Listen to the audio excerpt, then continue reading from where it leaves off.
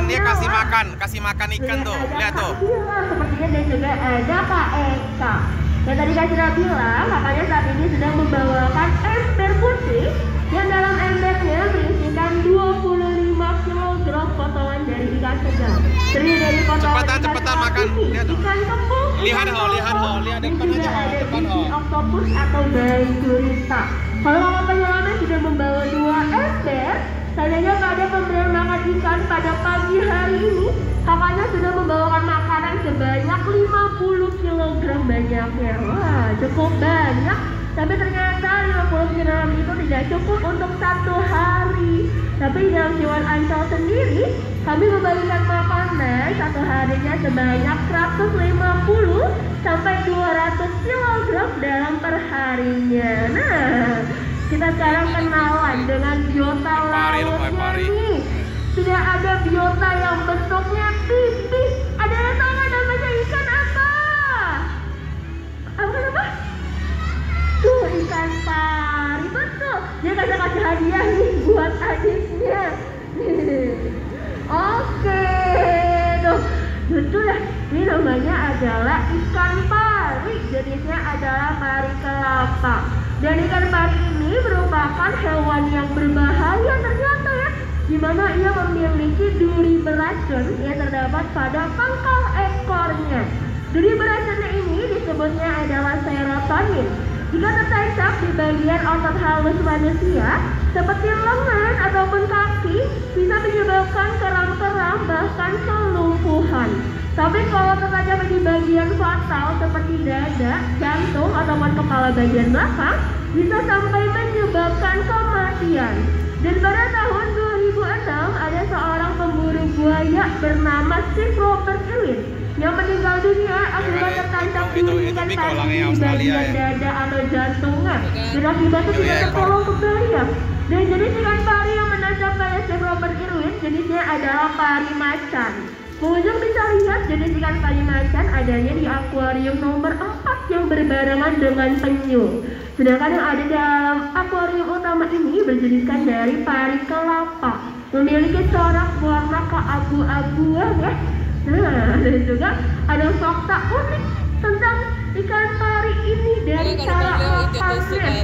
Jadi ikan pari ini cara makannya tidak digigit ataupun dikoyak seperti ikan pada umumnya, tapi cara makannya agak sedikit jorok.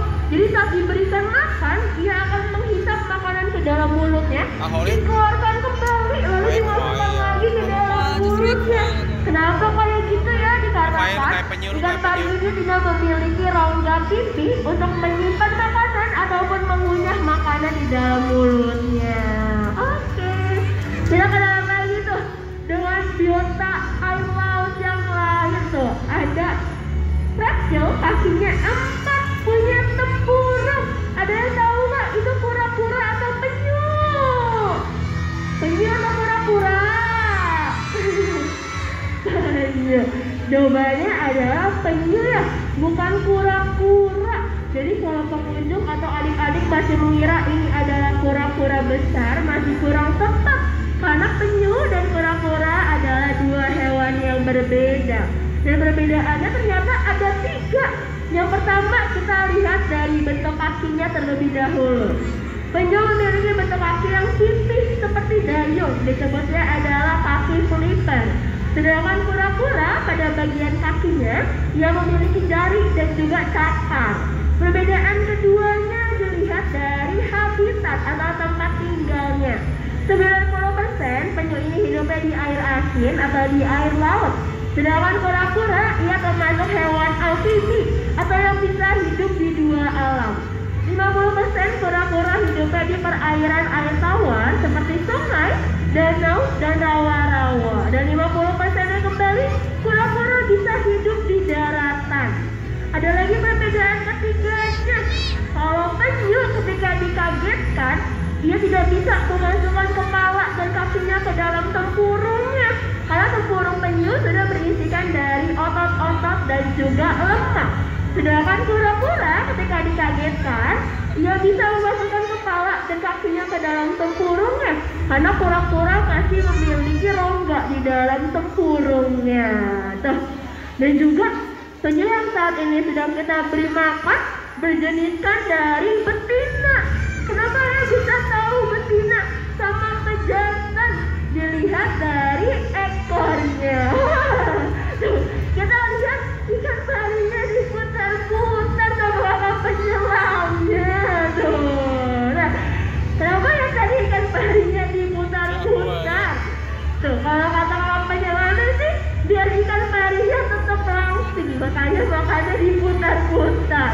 Tapi kalau kata Kak Citra, dari ikan parinya ini tidak kehilangan insting dalam memburunya, karena makanannya sudah disediakan, disuapin langsung.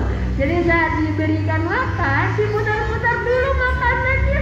Jadi ikan parinya tidak kehilangan insting dalam memburu. Oke, kita bahas kembali tentang penyu tadi ya. Penyu yang sudah sering dimakan penyu disuami dari betina. Gimana tahu betina sama pejantan? Dilihat dari bentuk ekornya.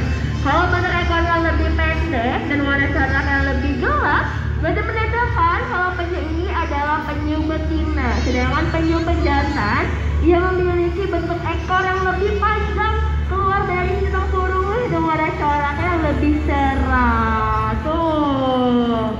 Jadi kita bahas kembali.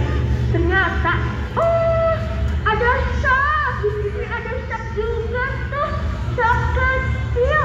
Tuh, kita kenalan sama sharknya ya. Namanya adalah ikan hiu sirip hitam atau black striped shark.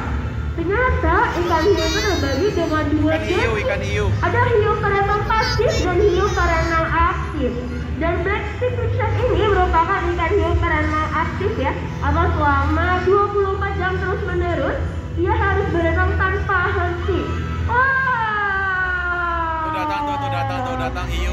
Kita kedatangan prima donasi atau ternyata merupakan ikan terbesar yang ada di dalam akuarium utama ini. Ikan Kita terbesar kenalan hiu sama ikan hiu yang besar ini deh tuh, karena sudah hadir depan kita semua. Kita lihat ada ikan yang bentuknya besar sekali ya. Namanya adalah giant nose shark atau hiu